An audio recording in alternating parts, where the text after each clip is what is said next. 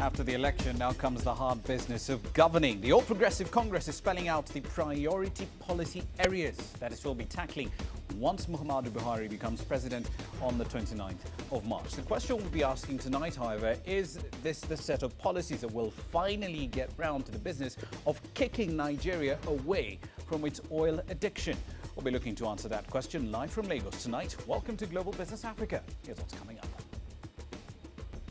Power fluctuations in Egypt have led to a crisis as bread output falls.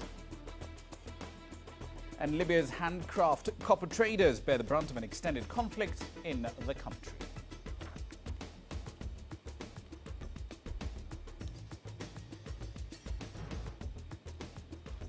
Let's start up in North Africa, Egypt to be specific. It has suffered power outages on a near daily basis for most of this month.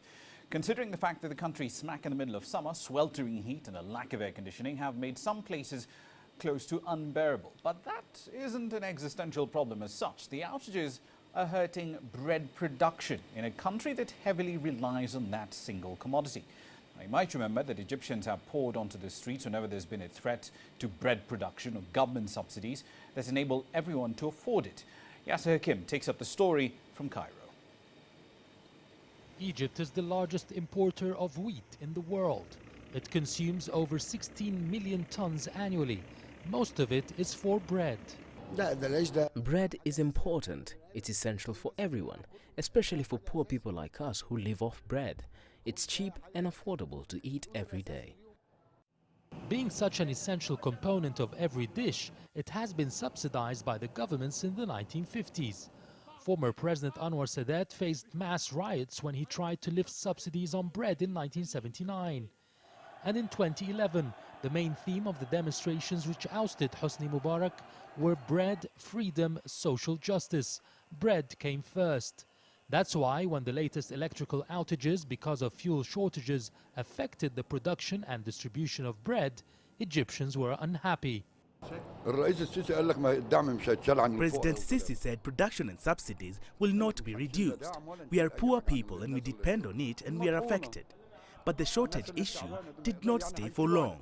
The government acted promptly to ensure the 5 loaves of subsidized bread per person are supplied on time.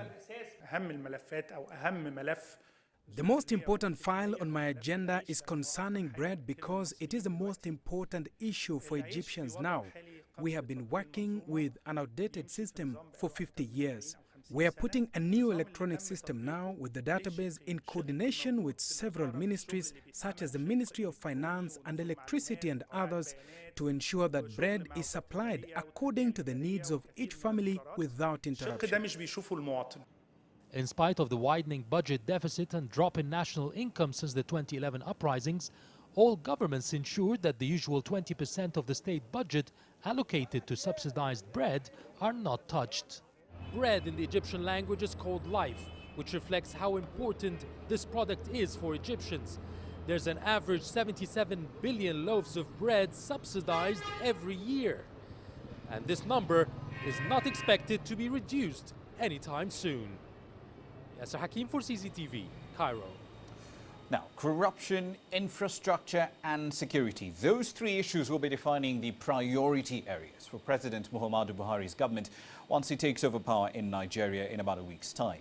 The president's party, the All Progressives Congress, spelled out its plan at a policy direction conference in Abuja earlier on Wednesday. Now, while on the campaign trail, the president-elect made several promises, among them wiping out Boko Haram, revitalizing Nigeria's economy, which is currently hurting from the slump in the global price of oil.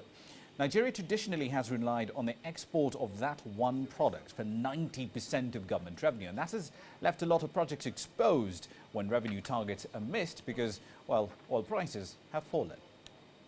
As we go closer to the moment when we will take over office, it's becoming even clearer that the economy is probably in much worse shape than we imagined. And that, of course, throws a big challenge to us and to governors also in particular. You know, most of us, of course, are aware of the situation that many of the states find themselves in, especially with respect to salaries of workers and all that. I think that despite all of that, we have the biggest possible opportunity, in my view, to turn our country around.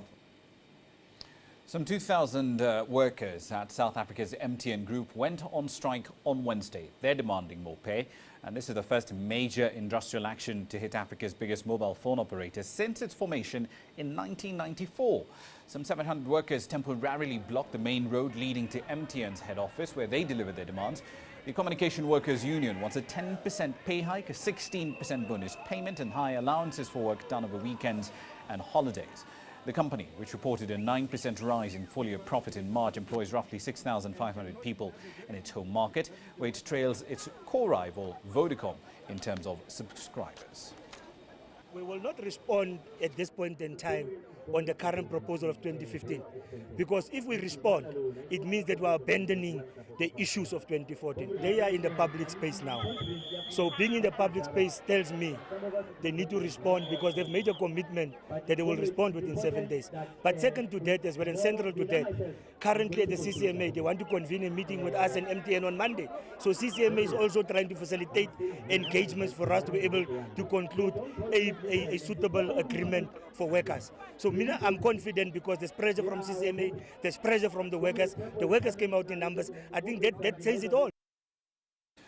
Now, in contrast to Egypt, Kenya's government shows absolutely no sign in relenting in its drive to implement capital gains tax. After a 30-year break, the tax was introduced on the 1st of January this year, with the Kenya Revenue Authority expecting to raise roughly $70 million in this year. By the 12th of May, however, not only had KRA vehemently denied ever having such an explicit revenue target, it said it had collected less than $4 million from capital gains tax. Earlier today, I spoke to Nikhil Hira, Deloitte's tax director for East Africa. Our conversation started by looking at CGT's performance so far and that highly contentious revenue target. I'm a little confused by this, because you will recall that in this very studio about 6 months ago, you and I talked about the 7 billion shilling figure, which was reported and quoted directly from KRA several times. And we said at the time that it seems to be a very ambitious figure, and we're not really clear where it's going to come from. On the other hand, this figure that they brought out on May 12th of 200 million seems to me to be extremely strange, because it shows that the tax has been totally ineffective in a way.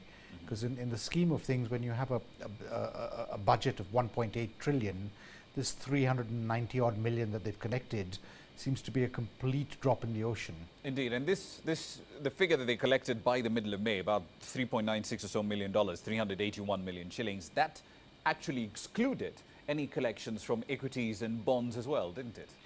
Absolutely, because of the confusion that's centered around how the tax was going to be collected on equities and bonds, and the court case that was filed by the Stockbrokers Association.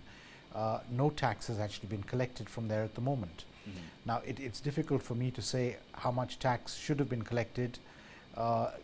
It seems to me, though, that what we did absolutely wrong, and this again is something that I said a year ago, we should not have just picked up the original law from the 8th schedule, which was around in 1985, and said it's now applicable again.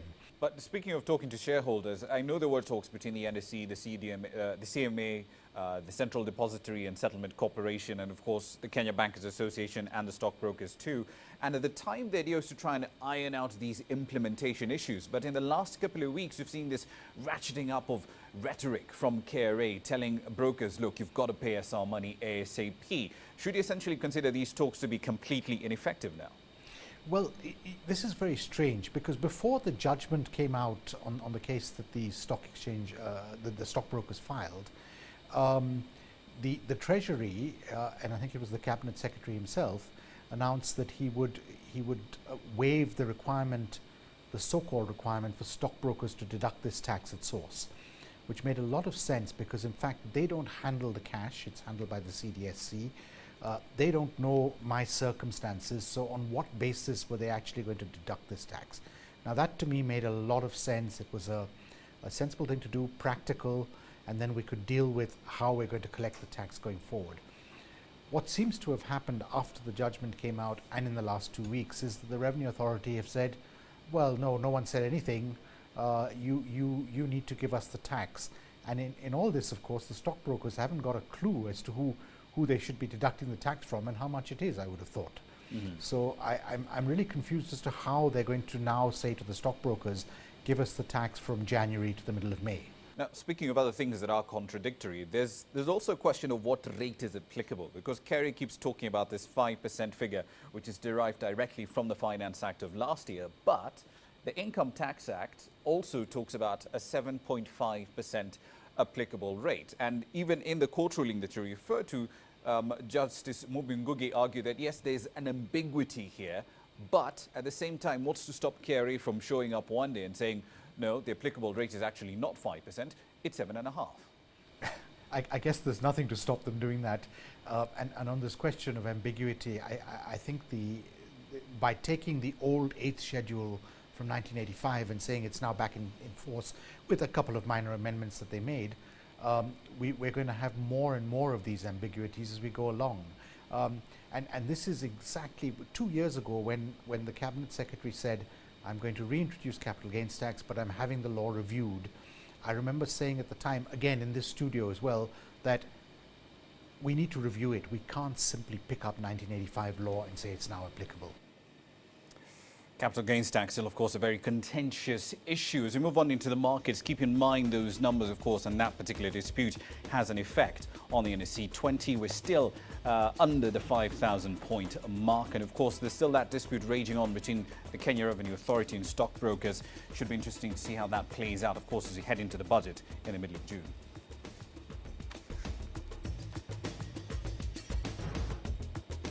Coming up next, unemployment and poverty. These are the top concerns in Ethiopia ahead of next week's elections.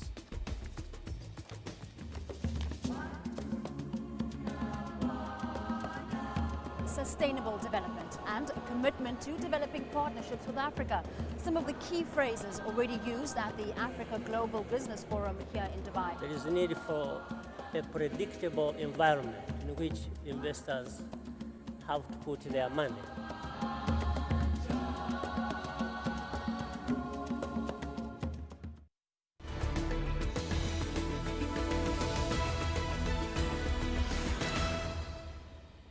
Welcome back to the program. Now, Ethiopia goes to the polls on the 24th of May. The Ethiopian People's Revolutionary Democratic Front, a coalition of 4 regional parties, has been in power ever since they toppled the military dictator Mengistu Haile Mariam in 1991. It's expected to win again, but many citizens hope that this time round the country's robust economic growth can trickle down and then translate into more jobs and higher incomes.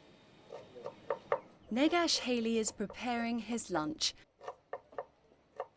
Some stew with a traditional Ethiopian flatbread known as injera. But not every meal is guaranteed for this high school teacher. Life in Ethiopia's capital, Addis Ababa, he says, is difficult. From day to day, the cost of life is just surging high here in Ethiopia.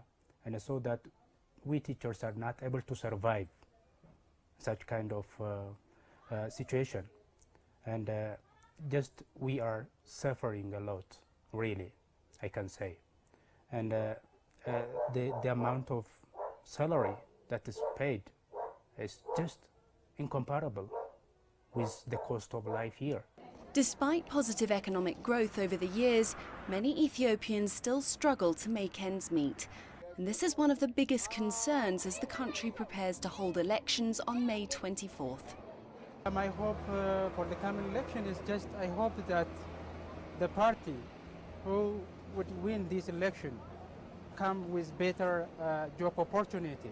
That is my hope. Hundreds of thousands of youths that have been graduating every year from state-owned universities have been seeking the government actually to create more job opportunities, and the cost of living have been risen in the past few years, and obviously even if the government has been achieving a lot, mainly in creating jobs and in promoting entrepreneurship in the country, the demands of the people seems outpacing the government efforts at this time. Ethiopia's economy is expanding at about 9% each year.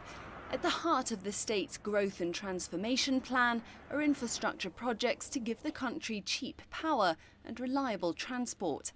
Over 36 million people have registered for the polls, a country's first election since long-serving leader Meles Zenawi died back in 2012. Many Ethiopians hope the new government will bring about changes in the economy that they will feel the benefits of. Clementine Logan, CCTV. Now, we'll get to the oil numbers in just a moment, but make no mistake, price volatility has been easing, sort of, in the last couple of weeks. Producers right now are somewhat comfortable with current prices, at least compared to late last year, when you were somewhere around $40 or $50 a barrel. However, Andy Brogan, global oil and gas transactions lead at Ernst & Young, is warning that even though demand for the commodity is picking up slightly, volatility might continue going forward. Mariam Bamad spoke to him on the projections going forward. Here's part of that conversation. Andy, thank you very much for joining us. Now, looking at oil prices, of course, we've seen a lot of volatility in the last few months. What are your expectations moving forward? I think we continue to expect to see volatility going forwards. I don't think we see much room for the price to continue its drift up. In fact, it might even come back down a bit over the summer. But the markets are fairly fully supplied at the moment, and we've got, we think, price being set on the margin with the US onshore, given that can be turned off and on quite quickly. That all sort of builds together to make us think that we're in for a period of volatility, probably for the foreseeable future. Though I would say, when I say volatility, it's nothing more than we were used to before about the last 3 or 4 years, which was a period of exceptional non-volatility, if you like, for the oil price. So if you were to give us perhaps a bit of a price range in the short term, what would that be in your short-term forecast? Well, I'll preface this by saying that you don't need to be an idiot to forecast the oil price, but it always helps. I mean, it looks like we are sort of trending up and down around the sort of 65 to 75 range for Brent, 5 or 10 less than that for WTI. In the short term, it can always spike out, either up or down, if you get outages or an event, and you know the industry is prone to the odd event. But I mean, it does look as though that's where it is for the time being, which is a price that is effectively being set by the marginal cost of production in the US at the moment. And are we still seeing then a great divergence between supply and demand in oil markets right now? There's still I'd say an oversupply. The oversupply is gradually abating as demand continues to grow, and some of the non-OPEC supply has stopped growing quite quickly, but it's going to take a while to work its way out. And what we have to be aware of is that particularly the US supply does seem to respond very, very quickly to price signals. So it responded quite quickly to price signals on the way down. We haven't seen how it will respond to price signals on the way back up again, but we believe that there's quite a large backlog of drilled but uncompleted wells in the US that can be brought on quite quickly. So if it does respond as quickly on the way up as it did on the way down, then that means that we are going to be sort of in for a fairly prolonged period of the marginal barrel being in the US and the marginal barrel being priced off US economics. Worth running through those commodity prices now for you. Brent crude 64.95, bit of a recovery coming through, but again, one day you've got recovery, the next losses coming to the market. It's a very much up and down story as far as Brent crude is concerned. However, there is fighting still continuing in South Sudan near a major oil field, the Pelok oil fields in this particular case. The government, however, does say that it's still in control of that facility.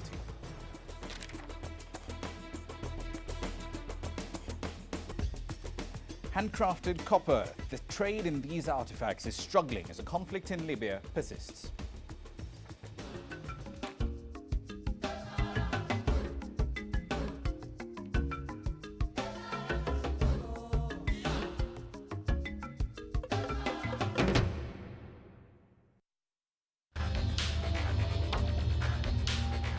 Africa is not one country. And Africa is not one story. But as Africans, we do share one belief. One more offensive in a row. That whatever the challenge, we will overcome. CCTV Africa brings you unrivaled coverage. From the fight against Ebola to the fight for greater freedom. From the figures seeking your vote to the figures shaping your economy. This is Guy Henderson reporting from the jungles of East. And all the reasons to celebrate the diversity of life on this great continent.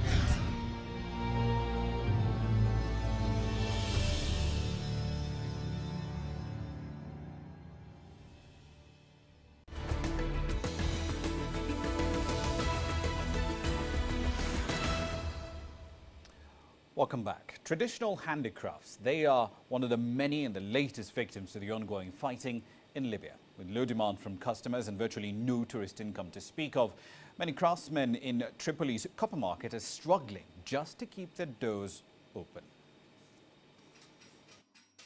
The narrow streets of Tripoli's Old Market district is full of copper handicrafts displayed on tables outside workshops. But there's something missing: the customers. Nowadays, only a few visitors who wander into the copper market can afford to buy the handcrafted goods, as Libya's economy has been crippled by the fluctuating currency rate. The craftsmen say that importing crude copper from overseas has also become more complicated due to the ongoing fighting.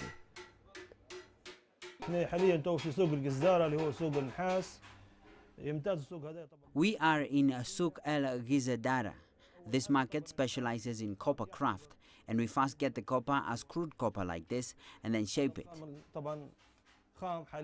We don't have a local source. We import it from European or Arab countries.